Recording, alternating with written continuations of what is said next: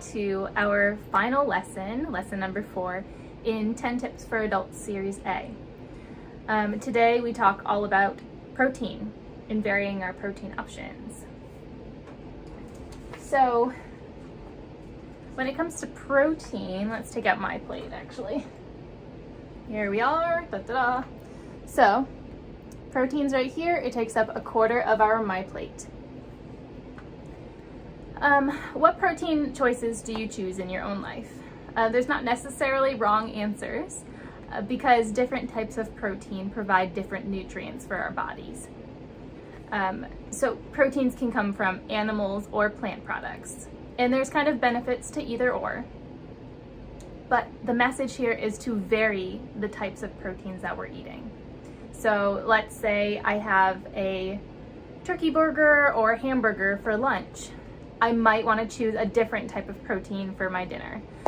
For example, maybe I want to go veggie and go maybe have a lentil soup like the recipe we're making today. So yeah, our protein is very important, especially after we've been walking around a lot, or maybe we've been working out, pumping some iron, or if we just took a walk, you know. Our bodies and our muscles want to rebuild themselves, and protein will help to fill in the little tears, the like micro tears that our muscles experience after we've been working out. We generally want to choose leaner types of proteins, things like chicken. When we're at the store though, we can choose beef, for example, that is of leaner content. You know, when you look at a package of, for example, ground beef, you want to look down and at that package and see the percentage of lean versus percentage of fat. And we want to make sure that percent fat is a little bit lower and the percent lean is higher. Anyway, we'll talk more about protein soon and also discuss with you different types of fats. I wanted to go over a couple of sheets with you that are related to the fats that are in protein, and then also a little note on sodium. And then we'll hop over to Sam, who will read off the 10 tips for you. The thing we want to keep in mind about fats is we want to get more unsaturated fat from plant-based proteins like nuts and beans, or nut butters like peanut butter, sun butter, whatever you fancy. Saturated fats we want lower amount. These tend to come from more of our animal products like chicken, beef, cheeses, fried foods. And then we want as close to 0 as possible of our trans fats. Those are extremely hard to break down in our bodies and often come from baked goods, especially prepackaged baked goods like Twinkies and cookies and crackers and margarines and shortenings. Now I want to run through with you guys just real quick this sodium sheet. It's all about reducing our sodium intake, and you'll notice that this fun little chart contains list of different herbs and spices that you can choose in place of salt.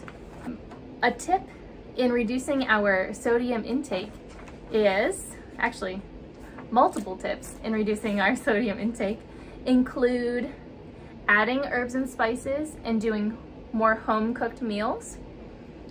More often than not, if you're choosing to cook at home and you still add some salt, you're adding less salt than you would if you got takeout or something like that.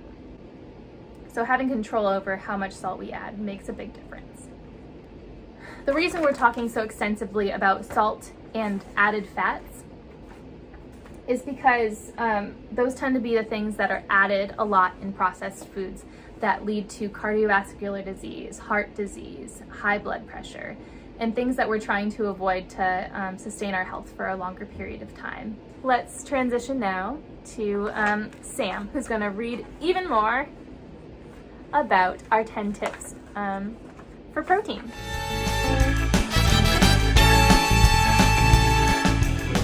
Hi everyone, great to see you again for lesson 4 of 10 Tips Adults. we're focused on protein today, as Samantha mentioned, so we're going to go over our 10-tip sheet together now, thinking about how we can vary our protein routine.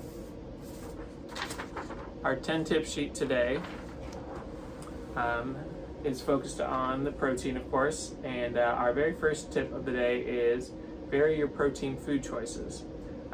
What this means is within the protein food group, there's a lot of different options, right? So thinking about eating plants and animal-based proteins, lower fat and salt content.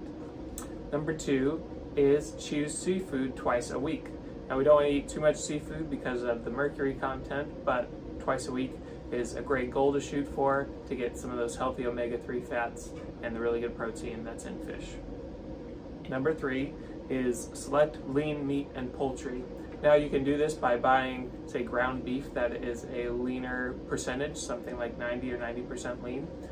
Or you can also trim the fat off your own meat with your steak or take the skin off your chicken.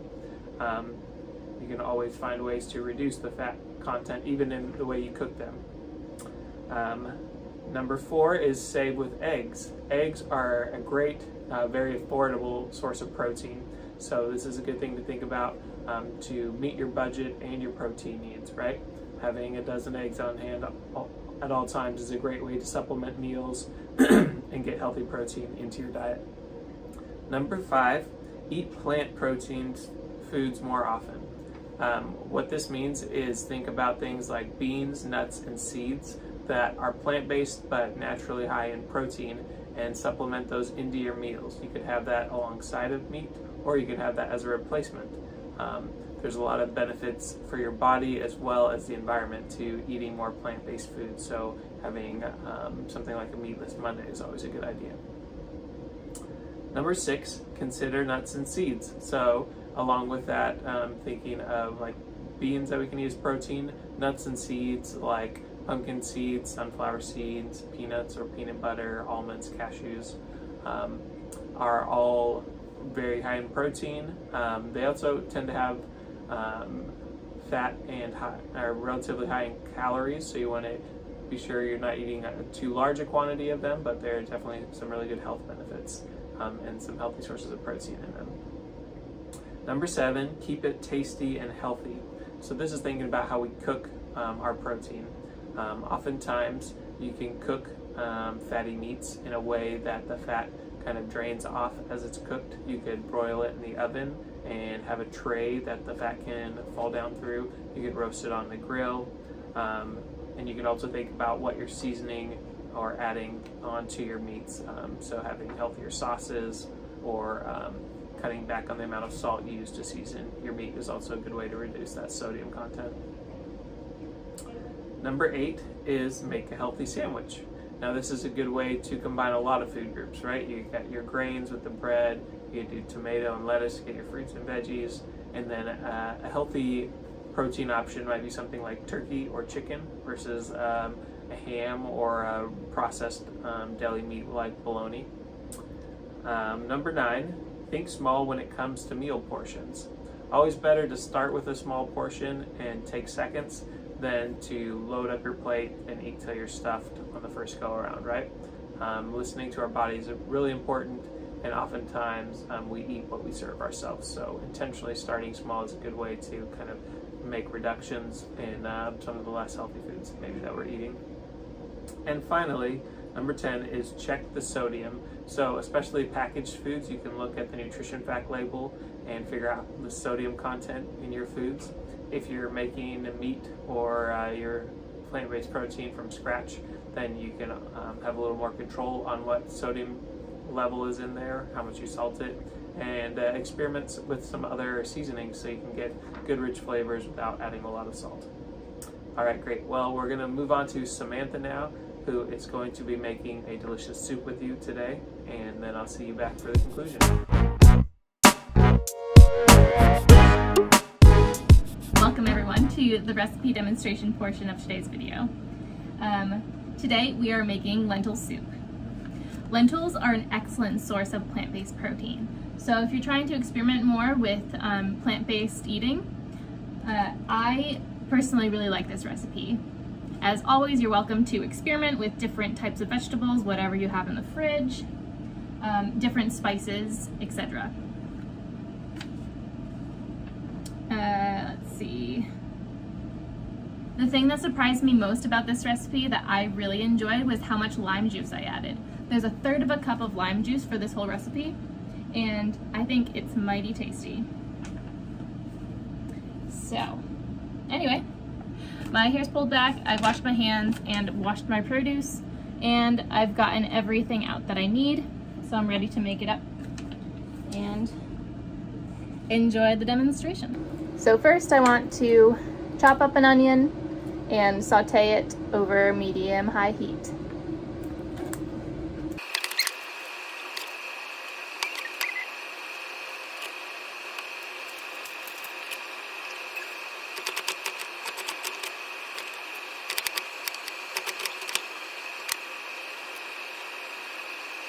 I personally love cooking with onions and garlic. Adds so much flavor to dishes. What about you?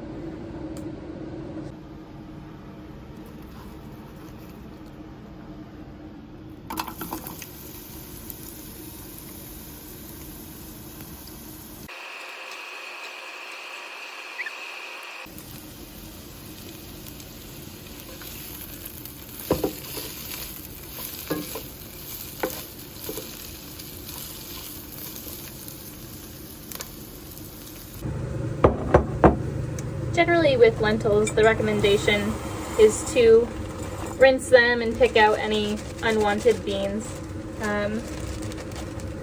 Sometimes I do rinse the lentils and sometimes I don't, but I think it's good practice to rinse them. Just like give them a quick rinse.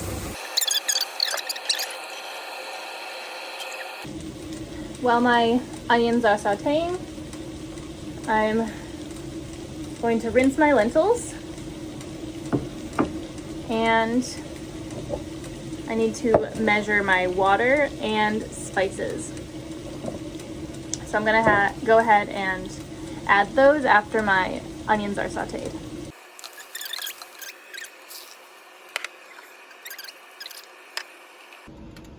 Let's also add 1 teaspoon of salt,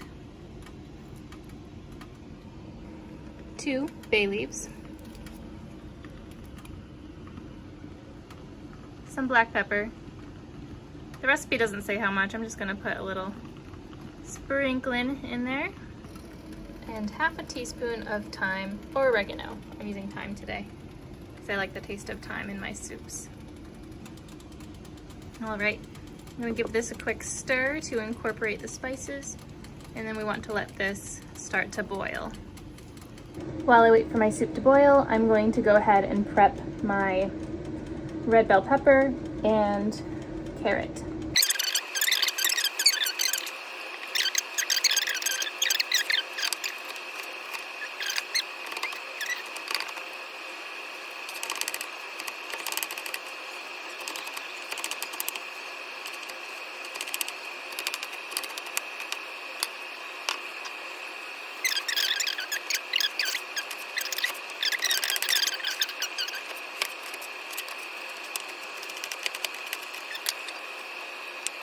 While I'm waiting for my pot to boil, since this skillet takes a while for it to boil, I'm also going to prep my peppers. Now the recipe calls for mild green chilies.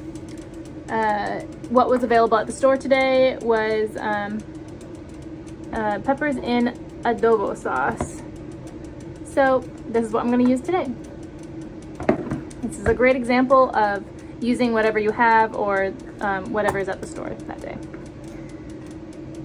So this is a 12-ounce can. I need 4 ounces. So that means I need 1/3 of this can.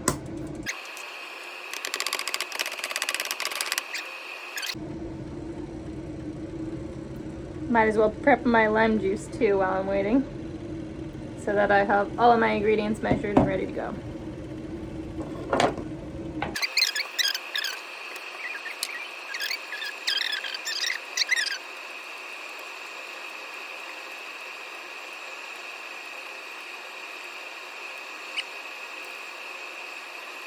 For your information, the 2 limes that I had here didn't quite fill up the 1/3 of a cup. So I'm just gonna add a little bottled lime juice to it to fill that up all the way. Okay, and it looks like my pot is just about boiling. So my soup here is just about boiling. What I want to do now is put a lid on it and let it simmer. So turn down the heat a little bit and just let it simmer, kind of like this, for 30 minutes. And I have my trusty kitchen timer here.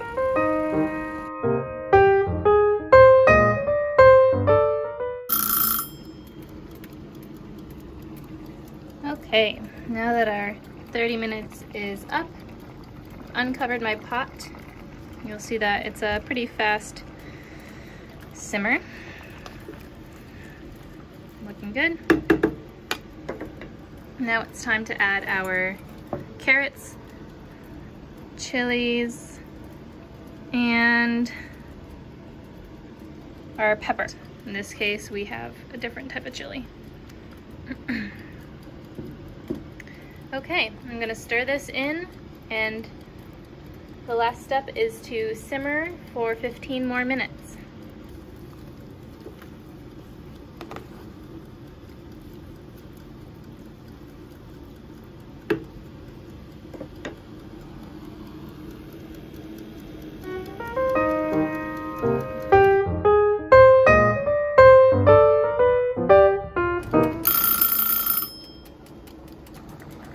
Et voila! We have ourselves lentil soup. Now, time to serve. And just before you serve, I want to add our 1/3 of a cup of lime juice.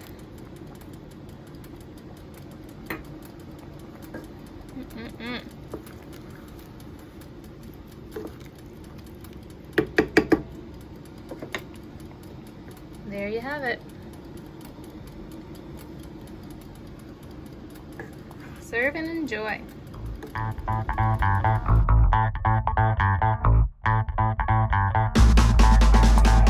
All right, everyone. Well, thanks again for joining us for this series. We've had a lot of fun together.